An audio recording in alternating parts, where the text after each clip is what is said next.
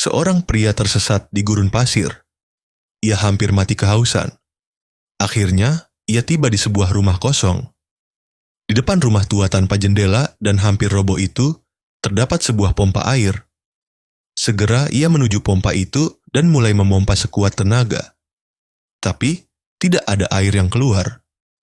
Lalu ia melihat ada kendi kecil di sebelah pompa itu dengan mulutnya tertutup gabus dan tertempel kertas dengan tulisan, "Sahabat, pompa ini harus dipancing dengan air dulu. Setelah Anda mendapatkan airnya, mohon jangan lupa mengisi kendi ini lagi sebelum Anda pergi." Pria itu mencabut gabusnya dan ternyata kendi itu berisi penuh air. Apakah air ini harus dipergunakan untuk memancing pompa? Bagaimana kalau tidak berhasil? Tidak ada air lagi. Bukankah lebih aman saya minum airnya dulu daripada nanti mati kehausan kalau ternyata pompanya tidak berfungsi? Untuk apa menuangkannya ke pompa karatan hanya karena instruksi di atas kertas kumal yang belum tentu benar? Begitu pikirnya. Untung suara hatinya mengatakan bahwa ia harus mencoba mengikuti nasihat yang tertera di kertas itu, sekalipun berisiko.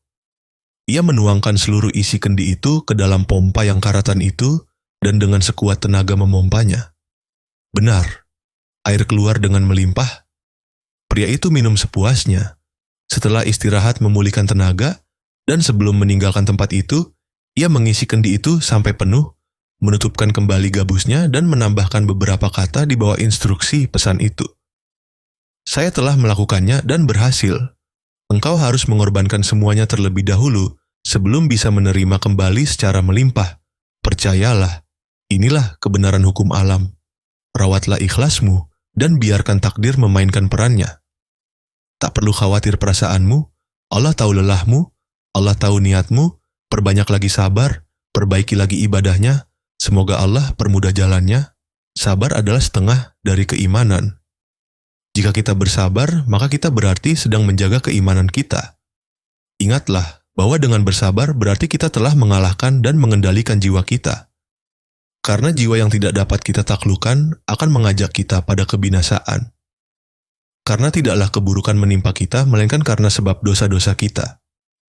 Sibuklah dengan tobat dan istighfar, daripada sibuk mencela dan mencari-cari cara untuk membalasnya. Memaafkan dan berbuat baik akan membuat hati kita bersih dari keinginan-keinginan buruk, hasad, dan dendam. Dengan itu, hati akan merasakan kelezatan yang jauh lebih lezat dari kelezatan melampiaskan dendam.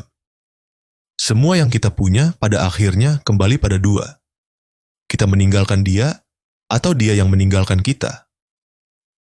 Alangkah berharganya jika segala kemampuan yang kita punya, harta yang ada, kita tabung, atau kita salurkan untuk keperluan kebaikan, seperti disedekahkan, membantu orang yang sedang dalam kesusahan, amal jariah, karena semua itu akan menjadi tabungan kita di akhirat. Moga pelajaran berharga di atas mendapat menjadi cambuk yang menyadarkan kita bahwa hidup di dunia sementara dan sekali, takkan ada jatah visa untuk kembali. Oleh karenanya, maksimalkan untuk kebaikan, ketaatan, taubat, dan berbagi dengan sesama. Barakallahu fiikum.